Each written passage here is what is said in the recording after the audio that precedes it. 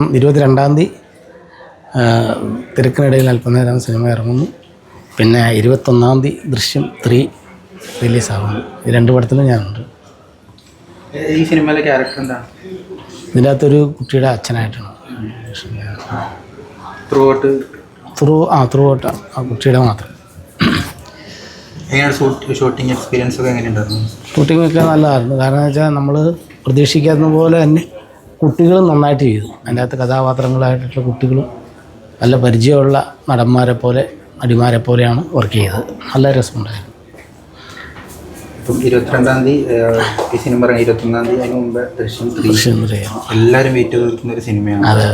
അപ്പം അതിൽ ചേട്ടൻ്റെ ദൃശ്യം 2-ലാണെങ്കിൽ തന്നെ ചേട്ടൻ്റെ റോള് ഭയങ്കരമായിട്ട് നോട്ടീസ് ചെയ്യപ്പെട്ടത്.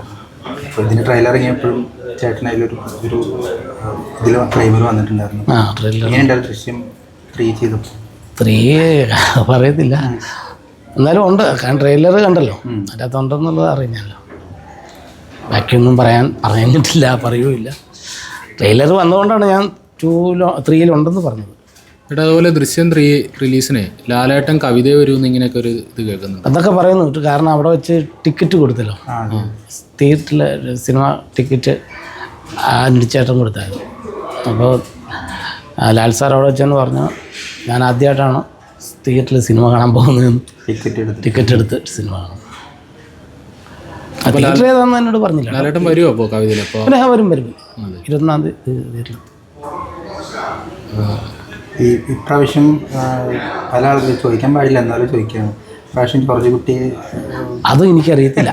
എന്നറിയാമോ, നമുക്ക് നമ്മുടെ വേഷമല്ലാതെ വേറെ ഒന്നും പറഞ്ഞിട്ടില്ല. ഒരു ദിവസം നമ്മൾ ഒരു ദിവസം ഒരാളെ വെച്ച് ഡബ് ചെയ്യിച്ച്, മറ്റേ അവരൊക്കെ ഡബ് ചെയ്ത് എന്തൊക്കെയോ ക്ലൈമാക്സൊക്കെ മാറ്റിമുറിച്ചൊക്കെ ഡബ് ചെയ്യിപ്പിച്ചെന്ന് പറഞ്ഞിട്ട്. ഡബിങ് സമയത്ത് സീൻസ് ഒന്നും കണ്ടിട്ടൊന്നുമില്ല. ചേട്ടൻ്റെ ഇത് മാത്രം ചെയ്തു. എൻ്റെ മാത്രമാണ് അന്ന് ഒരു ദിവസം. എനിക്ക് 14 ദിവസം.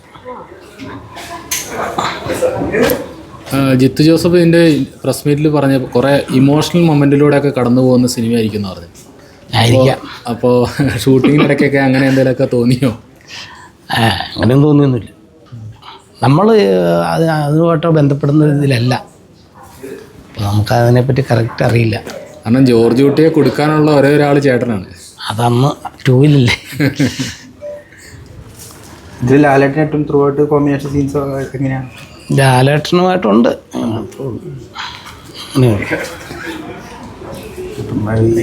എല്ലാവരും ഏറ്റവും കൂടുതൽ ആഗ്രഹിക്കുന്നത് നമ്മുടെ സൂപ്പർ സ്റ്റാർസിൻ്റെ കൂടെ അഭിനയിക്കണം എന്നുള്ളതാണ്.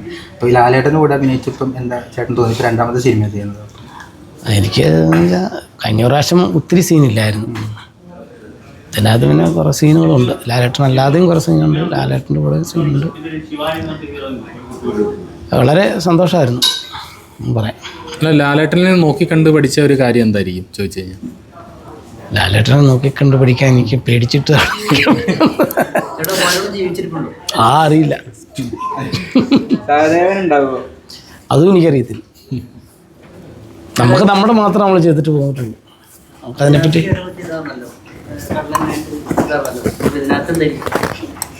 അതിൻ്റെ കണ്ടിന്യൂറ്റി ആണ് പോകുന്നത്. ഇതിൻ്റെ അകത്ത് അങ്ങനെയൊന്നുമില്ല. ഇത് നമ്മൾ സ്വസ്ഥമായിട്ട് ജീവിക്കുന്ന ഒരു വ്യക്തിയായിട്ടാണ്. ഞാൻ പറഞ്ഞില്ലേ, മറ്റേ അതൊന്നും നമുക്ക് പറയാനുള്ള പറ്റില്ല. കാരണം വെച്ചാൽ അത് നമ്മൾ പറഞ്ഞു വെച്ചാൽ ആരും പറയില്ലെന്ന് പറഞ്ഞാണ്. നമ്മളതിൻ്റെ അകത്ത് അഭിനയിച്ചിട്ടുണ്ടെന്ന് ഞാൻ ഇപ്പോൾ ഈ ട്രെയിലർ ഇറങ്ങിയോണ്ട് പറഞ്ഞതല്ലെങ്കിൽ പറയത്തില്ല. ഈ പറ്റുന്നില്ല, ഉള്ളിൽ അടക്കി പിടിച്ച് റിലീസ് വരെ ഇരിക്കുന്ന ഒരു അവസ്ഥ ഉണ്ടല്ലോ, എങ്ങനെയുണ്ട്? അതെങ്ങനെയാ? അല്ല, ഇത് ഇങ്ങനെ ചോദിച്ചോണ്ടില്ല, ഞാൻ പറയത്തില്ല. ആരും ചോദിക്കാറില്ല. ഇങ്ങനെ ഇപ്പൊ സിനിമയാണെങ്കിൽ നമുക്ക് അങ്ങനെയൊക്കെ ചോദിക്കുമ്പോൾ നമ്മൾ ചാടി പറയുമല്ലോ. നമുക്കൊന്നും പറയാൻ പറ്റുന്നില്ല. ഉള്ളിൽ പക്ഷെ എല്ലാം ഉണ്ട്, നാക്കിന്റെ തുമ്പത്ത് പറയണമെന്നുണ്ടാവും, പക്ഷെ അങ്ങനെയൊക്കെ അതൊക്കെ ഉണ്ട്, പക്ഷെ പറയാൻ പറ്റിയില്ല. നമ്മൾ അവരോട് കാണിക്കുന്ന നന്ദികളായിട്ടില്ലേ. രസതന്ത്രത്തില് മറ്റേ ഇന്നസെന്റ് പോയി പറയുന്നുണ്ടല്ലോ, വീട്ടില് വൈറ്റിന്റെ അടുത്തൊക്കെ പറയാം, അതുപോലെ പറയാൻ. പക്ഷെ ഞാൻ ഇതുവരെയായിട്ട് പറഞ്ഞിട്ടില്ല. എനിക്ക് അറിയത്തില്ല അതിൻ്റെ ക്ലൈമാക്സ് എന്താണെന്നൊന്നും അറിയത്തില്ല. അതൊക്കെ വേറെ ഒക്കെ ലെവലിലൊക്കെ ആയിരിക്കുമല്ലോ. അല്ല, ഇനിയൊരു പാർട്ട് ഉണ്ടാവുമായിരിക്കും ഇനിയിപ്പോൾ? അല്ല, അന്ന് ആന്റണി ചേട്ടൻ പറഞ്ഞല്ലോ ദൃശ്യം 4 ഉണ്ടെന്ന് അനൗൺസ് ചെയ്തതല്ലേ? ആ ചെയ്തായിരുന്നല്ലോ. ചിലപ്പോൾ കാണിയില്ലായിരിക്കും, ചിലപ്പോൾ കാണുമായിരിക്കും.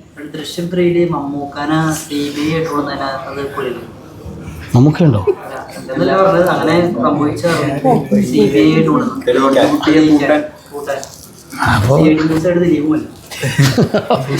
അപ്പോൾ പടത്തിന് പേര് മാറേണ്ട ഒരു അതെനിക്കറിയത്തില്ല കേട്ടോ.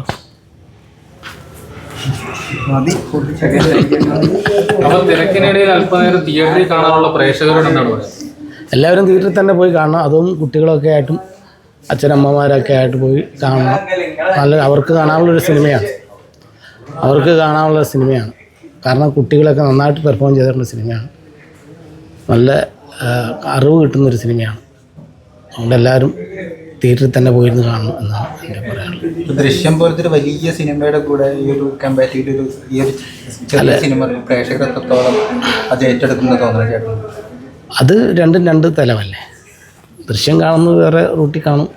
ഇതിപ്പോൾ കാണുന്ന കുട്ടികൾ ഉള്ള കാരണന്മാർ ഇതിപ്പോൾ ഇതിനു വേണ്ടി തന്നെ ഓരോ സ്കൂളുകളിൽ ചെന്ന് നമ്മൾ പറഞ്ഞിട്ടുണ്ട്. സ്കൂളുകളിൽ ചെന്നിട്ട് സംസാരിച്ച് അങ്ങനെ സ്കൂളിൽ നിന്നുള്ള കുട്ടികൾ സിനിമയ്ക്ക് വരാൻ പരുവത്തിന് ആണിത് ചെയ്തു വെച്ചേക്കുന്നത്. ഓരോ സ്കൂളിലും പറഞ്ഞിട്ടുണ്ട്. അങ്ങനെയാണ് ഇതിൻ്റെ ഇപ്പോൾ എന്ന് വെച്ചാൽ ഈ സ്കൂളിൽ ഓടിപ്പിക്കാനുള്ള റൂട്ടിലാണ് ഇത് ചെയ്തു വെച്ചേക്കുന്നത്. ചേട്ടന് വരാനുള്ള പ്രൊജക്റ്റ് ഏതാണ്? ഇനി 2-3 പടമുണ്ട്. അതിനുവേണ്ടി ഇപ്പോൾ തലയൊക്കെ ഇങ്ങനെ ചെയ്തു വെച്ച. Okay, okay, thank you.